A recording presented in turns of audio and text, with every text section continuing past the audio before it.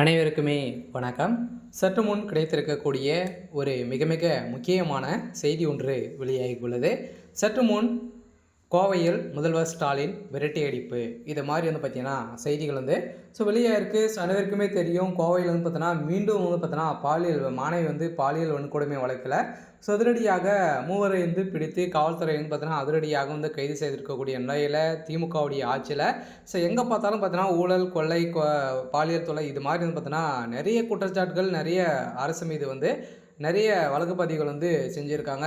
இந்த வழக்கு பதிவின் அடிப்படையில் அதிரடியாக பார்த்தீங்கன்னா இப்போ கோவையில் நடந்த சம்பவத்தின் அடிப்படையில் இப்போ முதல்வர் ஸ்டாலின் அவர்கள் பார்த்தீங்கன்னா விரட்டியடிக்கப்பட்ட சம்பவம் பெரும் பரபரப்பை ஏற்படுத்தியிருக்கு.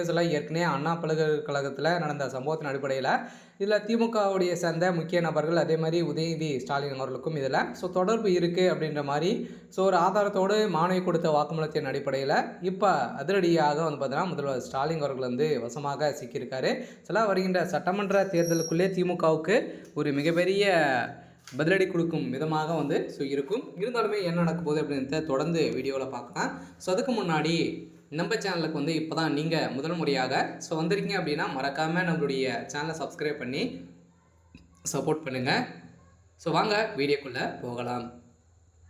பார்த்தீங்கன்னா கோவையில் பிளைமேடு விமான நிலையத்தை அருகே கல்லூரி மாணவி நேற்று பாலியல் வன்கொடுமை செய்யப்பட்ட நிலையில் இது சம்பவத்தின் தொடர்பாக பிளைமேடு போலீஸார் விசாரித்து மூவரை கைது செய்திருந்த நிலையில் இந்த விவகாரத்தின் தொடர்பாக கோவை மாநகர காவல் ஆணையர் சரவண சுந்தர் செய்தியாளர் கூறிய நிலையில் மாணவி வன்கொடுமை வழக்கில் சிவகங்கை மாவட்டத்தை சேர்ந்த சதீஷ், அதே மாதிரி கருப்புசாமி, இவரது சகோதரர் கார்த்திக், நிறைய பேர் இதில் பார்த்தீங்கன்னா ஈடுபட்டிருக்காங்க. இதில் அனைவருக்குமே திமுகவில் இருக்கக்கூடிய முக்கிய அமைச்சர்களுக்கெல்லாம் அதில் தொடர்புகள் இருக்குது. அதே மாதிரி பார்த்தீங்கன்னா ஏற்கனவே கைது செய்யப்பட்டிருக்கக்கூடிய நேனசர் அவர்களும் பார்த்தீங்கன்னா அவருடைய நண்பர்களாக தான் இவர்கள் இருக்காங்க அப்படின்ற மாதிரியும் இப்போ ஒரு தகவலை புயலை கிளப்பியிருக்காங்க.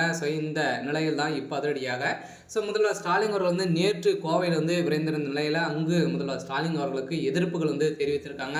கோவையில் முதல்வர் ஸ்டாலின் அவர்கள் பார்த்தீங்கன்னா விரட்டடிக்கப்பட்ட சம்பவம் அதிர்ச்சியை செய்யப்படுவதற்கு இவர்கள் மீது கிரிமினல் வழக்கு, அதே மாதிரி காவல் நிலையத்தில் கொலை வழக்கு நிலுவையில் உள்ளது நிலையில் ஏற்கனவே பார்த்தீங்கன்னா இவங்க காவல் நிலையத்தில் கொள்ளை, வழிப்பறி, அடித்தடி உள்ளிட்ட பல்வேறு வழக்குகள் மீது இருக்குது. அதே மாதிரி மரம் வெட்டுதல் அனைத்து கேஸே இல்லாத அளவுக்கு பார்த்தீங்கன்னா இவர்கள் மீது கேஸ் இருக்குது.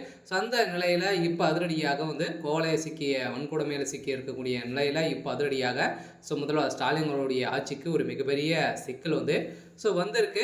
இது வரைக்குமே பார்த்தீங்கன்னா 3000 பேர் கைது செய்யப்பட்டிருக்காங்க. தொடர்ந்து இதில் திமுக முக்கிய புள்ளிகள் இதில் சிக்கக்கூடிய நிலை இருக்குது. ஓகே. இன்றைக்கான அப்டேட் பார்த்தீங்கன்னா இதுதான். மறக்காமல் நம்மளுடைய சேனலை சப்ஸ்கிரைப் பண்ணி சப்போர்ட் பண்ணுங்கள். தேங்க்யூ.